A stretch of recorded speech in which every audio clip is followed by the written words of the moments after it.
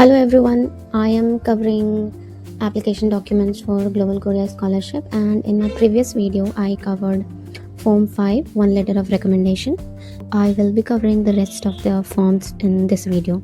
So these are not really required for all the applicants for master's degree. So I will be covering Form 8, Form 9 and Form 10 in this video. Regarding applicants' parents' proof of citizenship and family relationship document, for my application I submitted my birth certificate. It was in Hindi, so I got it translated in English and then apostilled it. And then for my parents' proof of citizenship, I submitted passports for both of them.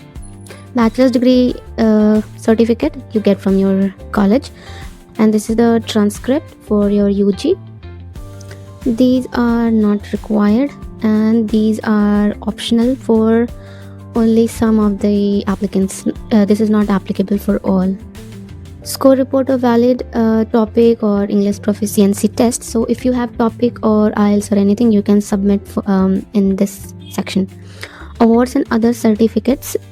So this in this section you include if you have any awards that you think will support in your application, then you can submit those. And also when you write your essay, personal statement and study plan, if you include something and you need to provide a proof of that, you can submit in this section. And lastly, you have your passport. So when I say that you have to submit a document in particular section, it just mean that these documents have to be in a particular sequence. So first there will be application form, personal statement. So after you submit all of these, only if it is required, then when you come to this, then you have to submit the awards and other certificates. That's what I mean from the section. And at the end, if you have, then you submit your passport. If you do not have currently, do not submit it. It is optional anyway. So let's get started with Form 8, 9 and 10. Form 8 is GK's applicant agreement. You just have to tick all these boxes. You can read it once, but you have to do it anyway. This is the agreement. And the date when you are filling this form, an applicant's full name and signature. Signature has to be done after you print these documents. After you fill these, then you print it out and then you have the signature with your pen. I keep on repeating this so that you do not make mistake. Form 9 is personal medical assessment. So this is about your medical information. So you have to read everything and click on yes or no. If anything is yes, then you have to give the reason or you have to explain. For example, do you have allergies? If yes, then what allergies do you have? Okay. And then of course you have date, applicant's name and then signature.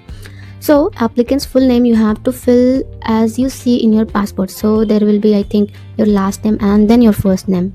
Form 10 is consent to collect and use personal information. You can read it once and then you have to click on agree in both of these sections. Agree. And then date, name and signature. Okay, so it was a short video. That's it about this. And I think I have covered like a brief information on all of the forms that are required for Global Korea Scholarship. I did not go in very detail, so if you have any question, feel free to ask in the comment section or you can DM me on Instagram. I reply, so you do not have to worry about it. Thank you so much for watching this video. See you in the next one.